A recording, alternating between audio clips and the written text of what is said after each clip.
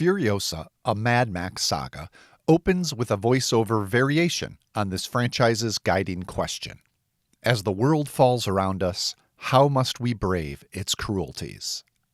This being a prequel to Mad Max Fury Road, the 2015 action masterpiece that was driven by an unlikely well of hope, Furiosa is necessarily a narrative regression, meaning that hope here is in even shorter supply. But as a brilliant exercise in cinematic sound and fury, director George Miller's latest entry to the series that he began with 1979's Mad Max is anything but a step backwards. Furiosa opens with the title character as a child, played by Elila Brown, living in the green place referenced in Fury Road. Her kidnapping, also alluded to in that film, takes up the first third of this prequel.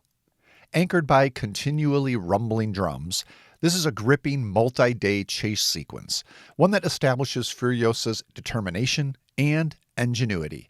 While strapped to a captor's motorcycle, she chews through the fuel line to slow him down.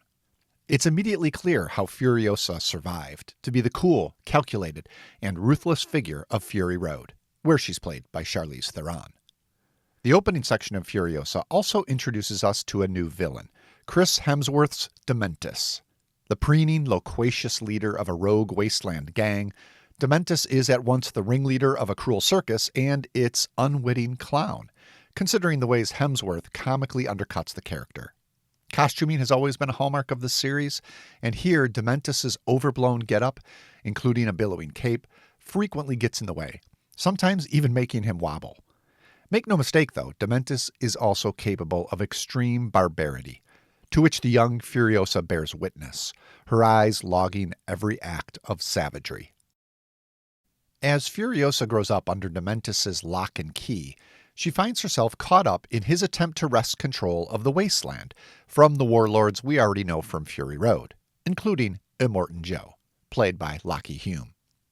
Furiosa's suffering at the hands of these various men, which she manages to parry at least partially at every turn, informs the weary woundedness Theron carried in that film.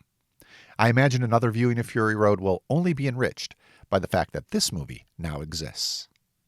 As the older Furiosa, Anya Taylor-Joy captures the ferocity and resilience that precedes that weariness, and she does so almost solely with her eyes, accentuated for much of the film by a forehead blackened by grease.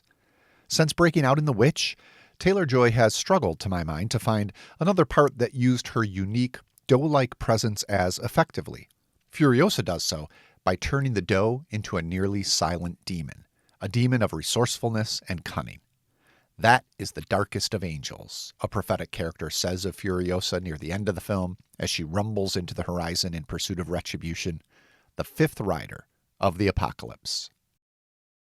By this point, Miller and action designer Guy Norris, working with a vast army of effects artists and stunt performers, have given us a number of set pieces to rival those in Fury Road.